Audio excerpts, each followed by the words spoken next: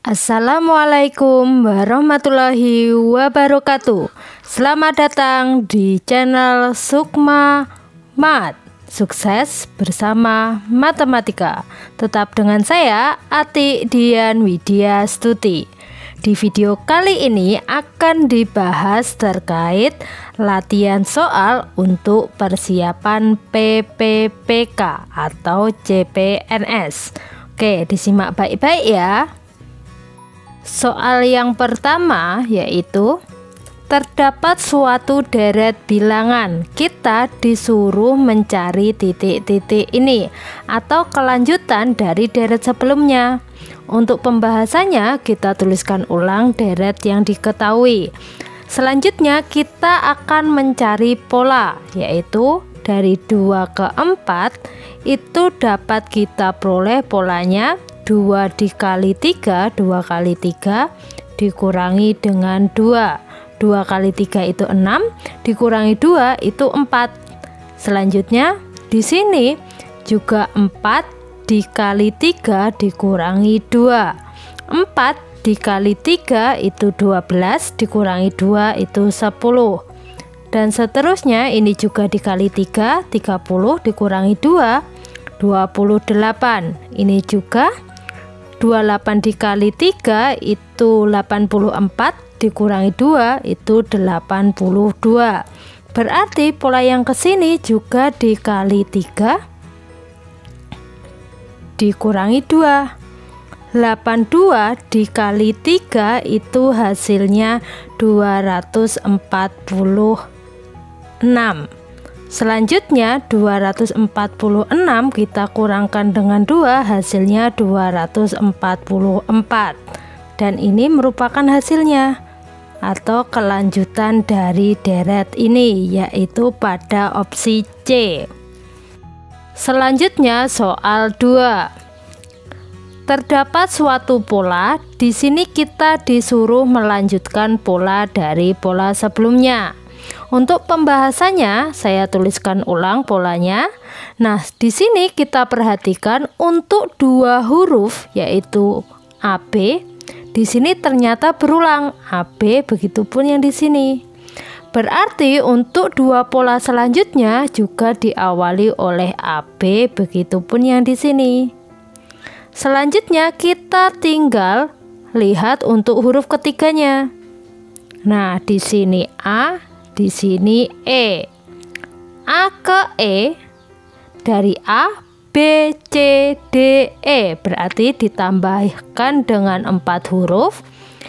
E ke I, dari E, F, G, H, I. Ternyata juga ditambahkan dengan 4 huruf. Berarti ke sini juga ditambahkan dengan 4 huruf. Setelah I yaitu J, K, L, M. Berarti di sini M. Setelah M di sini ditambahkan dengan 4 huruf yaitu N, O, P, Q. Berarti di sini Q. Nah, inilah jawabannya A, B, M, A, B, Q, yaitu pada opsi A. Selanjutnya soal 3. Untuk soal 3 kita disuruh mencari 2 pola sebelumnya dari pola bilangan ini. Untuk penyelesaiannya saya tuliskan untuk pola bilangannya tadi. Di sini polanya berbentuk huruf ya. Nah, selanjutnya kita perhatikan untuk 2 huruf awal QR, ST, UV, WX, YZ. Ternyata di sini itu pola bilangannya huruf yang berurutan, 2 huruf. Nah, di sini ya, yaitu QR, ST, UV, WX, YZ. Berarti untuk pola di sini itu sebelum QR yaitu OP. Sebelum OP yaitu MN. Nah, di sini berurutan kan? MN, OP, OP, QR, QR, ST, ST, UV, UV, WX, WX, YZ. Seperti ini. Ini 2 huruf berurutan. Selanjutnya untuk huruf ketiga di sini, untuk huruf ketiga di sini T U V W X. Nah, ternyata di sini juga berurutan tapi ke belakang. T U V W X berarti ke sini itu Y, ke sininya berarti Z. Nah, di sini satu huruf berurutan ke belakang. Jadi jawabannya yaitu MNZ dan OPY, yaitu pada opsi C. Selanjutnya soal 4. Jika Z sama dengan 5788 dikurangi 5787 dan A sama dengan 5787, maka titik-titik. Untuk soal ini kita disuruh membandingkan antara hubungan Z dengan A. Untuk pembahasannya saya tuliskan yaitu Z sama dengan 5788 dikurangi 5787. Ini Z-nya sama dengan 1.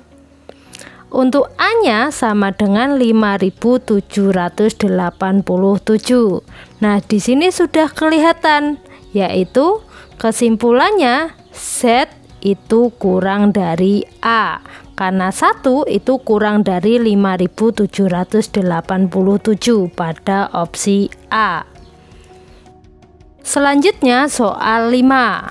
Untuk soal di sini kita disuruh menyelesaikan dari soal operasi matematika.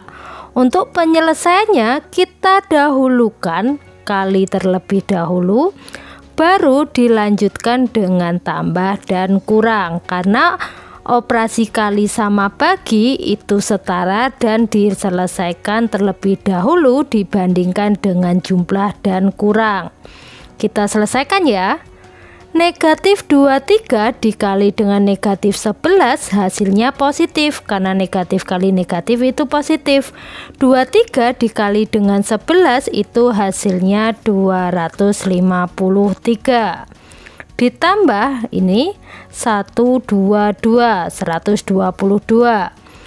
Min 45 dikali 4 itu hasilnya min 180. Min 5,66. Ini ya. Selanjutnya kita jumlahkan ini, karena ini jumlah, dan kita juga jumlahkan yang negatif. Yang positif dijumlahkan itu 375. Yang negatif juga kita jumlahkan, hasilnya tetap negatif, yaitu 185,66. Hasil pengurangan 375 dikurangi dengan 185,66 itu hasilnya 189,34, yaitu pada opsi A. Selanjutnya soal 6. A ditambah B sama dengan 30. Hasil kali maksimum dari A dan B adalah titik-titik. Nah, di sini untuk hasil kali maksimum ketika suatu bilangan yang ditambahkan hasilnya itu bilangan genap, itu sama dengan A sama dengan B. Jadi A ditambah B sama dengan 30, A ditambah A, karena di sini A sama dengan B itu sama dengan 30, 2A sama dengan 30. A sama dengan 15. Begitupun untuk B, ini juga 15. Hasil kali maksimumnya, hasil kali mak itu sama dengan 15 dikali dengan 15, yaitu hasilnya 225 pada opsi C.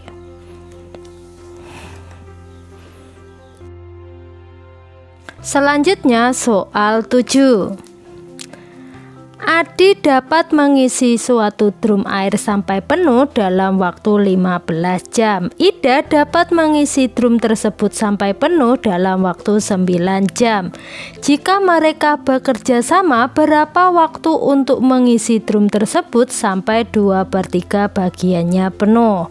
Nah, di sini untuk pembahasan dalam penyelesaian soal ini, saya tuliskan bahwa Adi waktu pengisiannya tadi 15 jam, sedangkan Ida tadi 9 jam.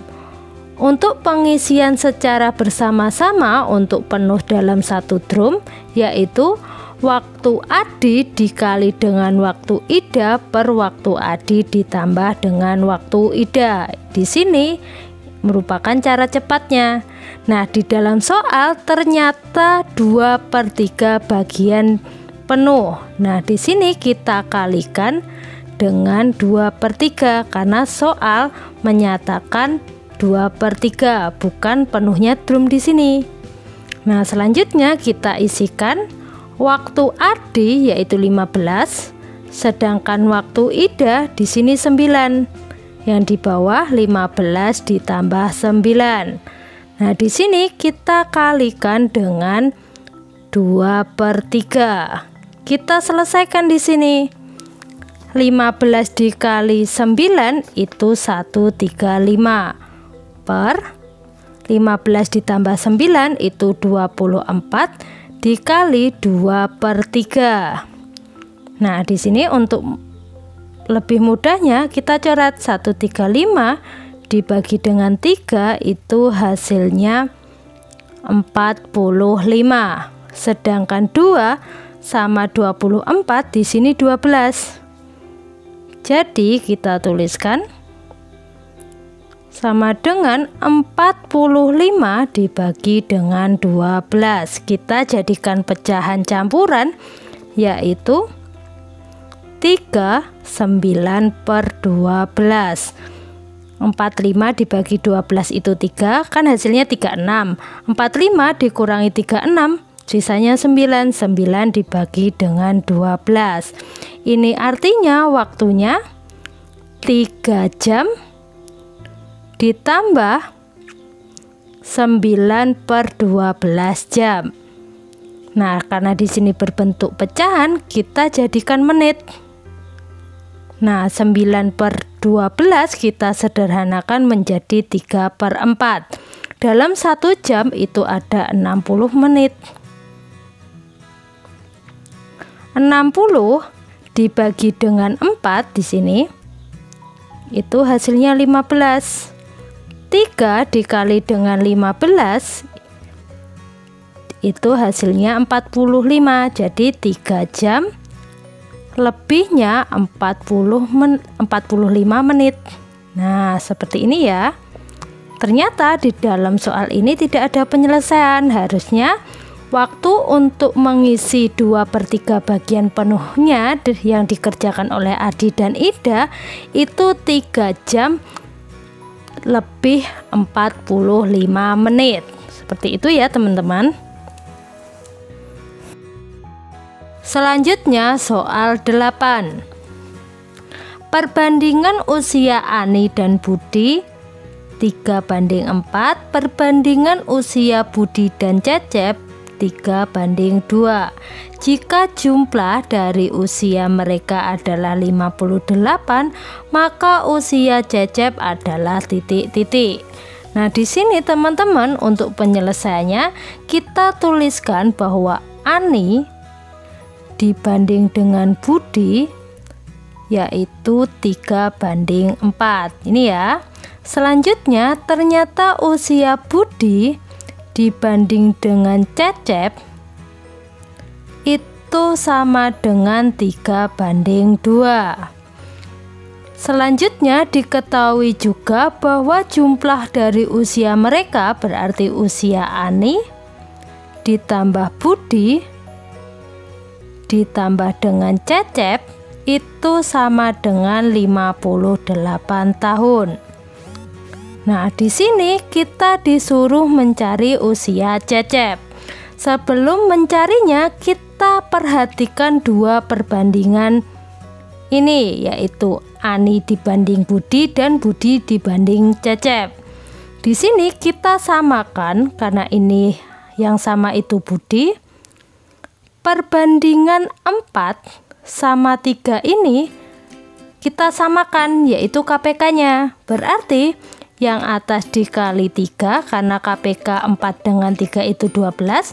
4 dikali 3 nanti hasilnya 12. Berarti 3 ini dikali 4 biar hasilnya 12. Selanjutnya berarti di sini sama dengan 3 kali 3 itu 9. 4 kali 3 12. Yang di sini 3 kali 4 itu 12. 2 kali 4 itu 8. Karena sudah sama, yaitu Budinya 12, di sini juga Budinya 12, dapat disimpulkan bahwa Ani dibanding dengan Budi dibanding dengan Cecep itu perbandingannya 9 dibanding dengan 12 dibanding dengan 8. Nah, selanjutnya yang ditanyakan itu usia Cecep. Cecep sama dengan, nah di sini Cecepnya 8 ya.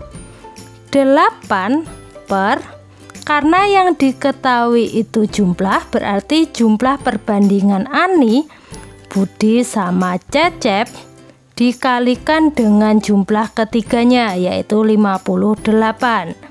Ini hasilnya 8 per 9 tambah 12 itu 21 ditambah 8 itu 29 dikali dengan 58. Selanjutnya di sini dapat kita coret 58 dengan 29 itu hasilnya 2. Nah, 8 dikali 2 itu hasilnya 16. Ini merupakan usia Cecep, yaitu 16 tahun pada opsi E. Selanjutnya soal 9. Sebuah kamp pengungsian mempunyai cadangan makanan untuk 150 orang selama 45 hari. Setelah 10 hari, 25 orang meninggalkan pengungsian.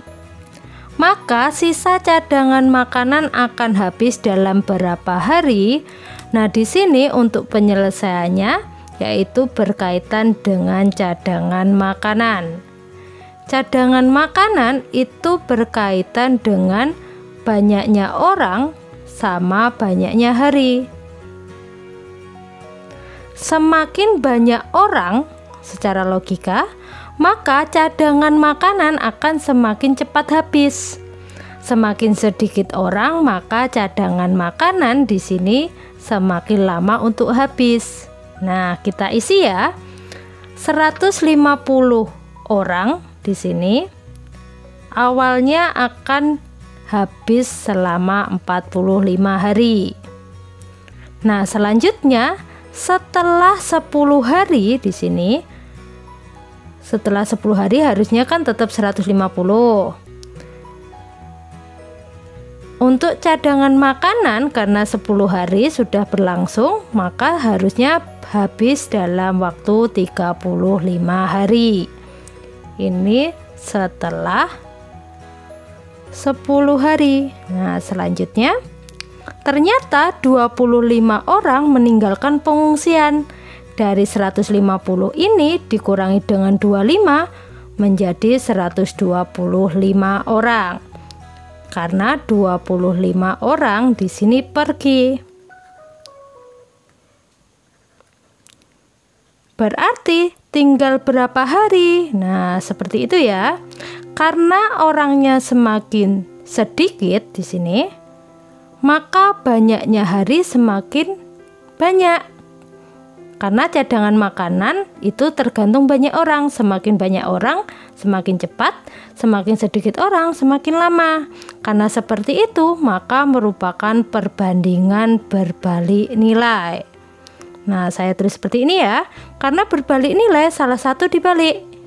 Yang saya balik yang sebelah sini ya. 125 per 150 sama dengan 35 per X. Nah, di sini saya sederhanakan. Dibagi 25 dibagi 25 yaitu 5/6 sama dengan 35 per X. Kita kalikan silang yaitu 5X sama dengan 35 dikali 6. Jadi X-nya di sini sama dengan 35 dikali 6 dibagi dengan 5. Kita coret 35 dibagi dengan 5, itu hasilnya 7. 7 dikali dengan 6 yaitu 42. Jadi waktu untuk cadangan makanan untuk 125 orang itu 42 hari, yaitu pada opsi C.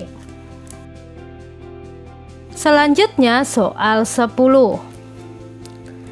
Jika Badu rajin belajar dan patuh pada orang tua, maka ayah membelikan sepeda. Ternyata ayah tidak membelikan sepeda. Simpulan yang tepat adalah titik-titik. Nah, untuk penyelesaiannya kita misalkan rajin belajar itu sebagai A, patuh pada orang tua sebagai B. Berarti di sini tadi A dan itu disimbolkan seperti ini, patuh pada orang tua itu B. A dan B dimisalkan sebagai P. Selanjutnya, maka ayah membelikan sepeda. Ini dimisalkan sebagai X. A dan B dimisalkan sebagai P. Maka berarti seperti ini. X, P maka X. Saya tuliskan ya. P maka X. Selanjutnya ternyata kesimpulannya ayah tidak membelikan sepeda. Karena membelikan sepeda tadi X, di sini tidak berarti negasinya. Nah, dituliskan negasi seperti ini. P maka X, ternyata kesimpulannya negasi X. Berarti kesimpulan dari ini berdasarkan modus Tholen, P maka X, negasi X itu kesimpulannya negasi P. Nah, negasi P karena P-nya itu A dan B, negasi dikali A itu negasi A, negasi dikali dan itu dibalik menjadi atau, negasi dikali B itu negasi B.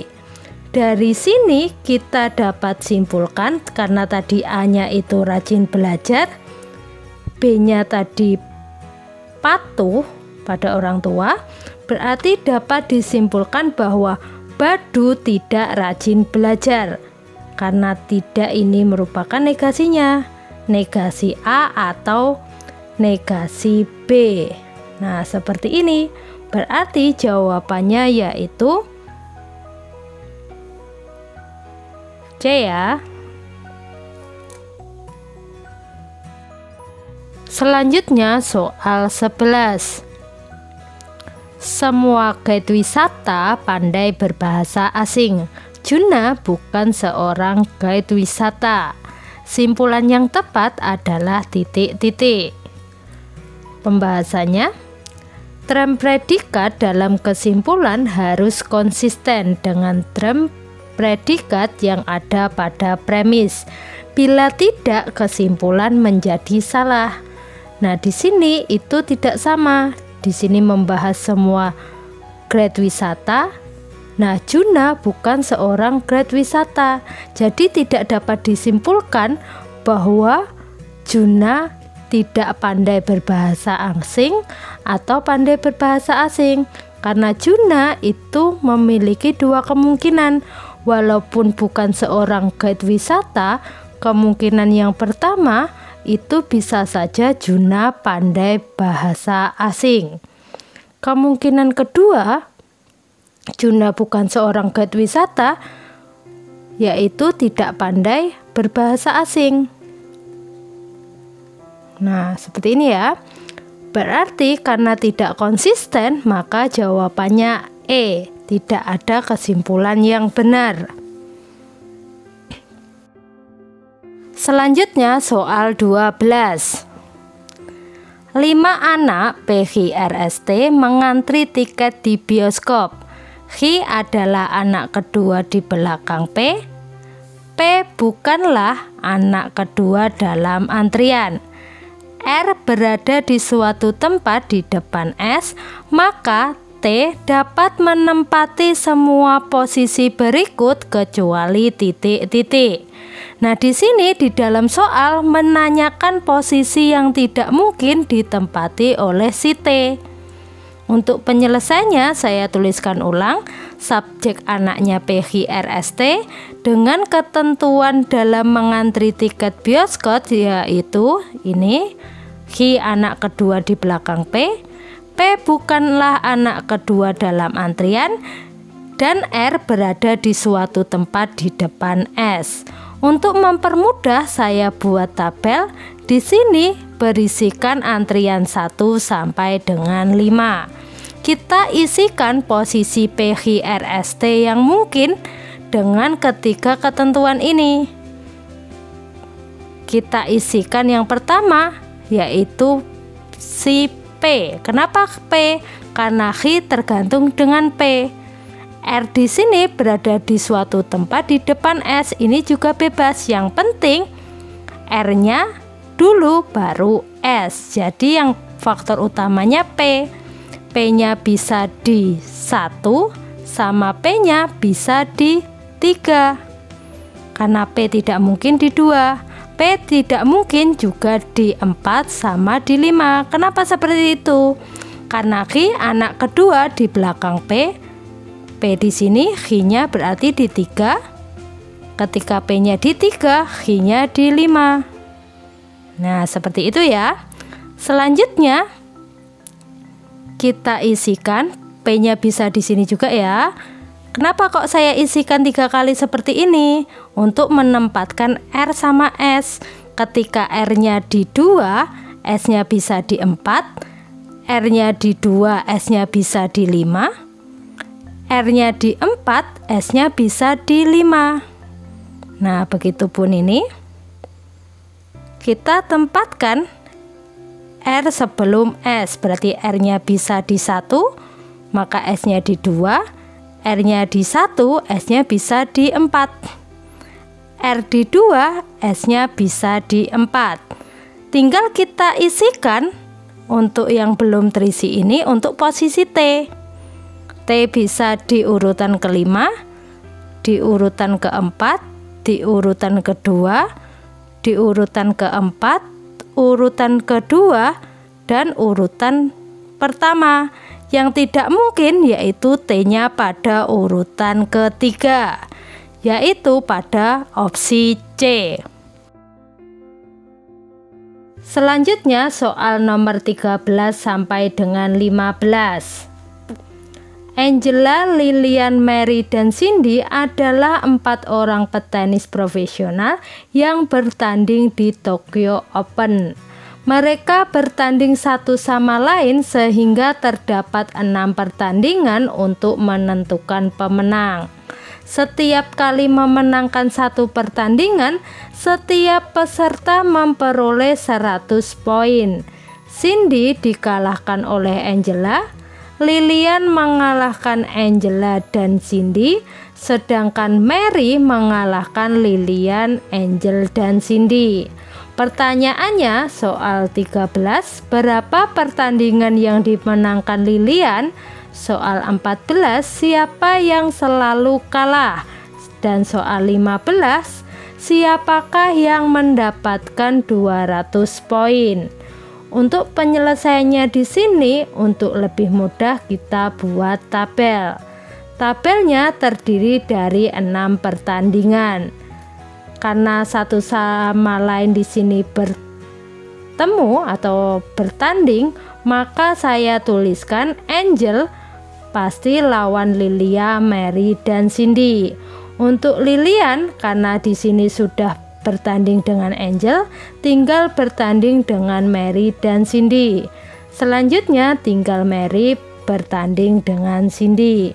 Kemudian kita isi kolom pemenang sesuai cerita di dalam soal, yaitu Cindy dikalahkan oleh Angela.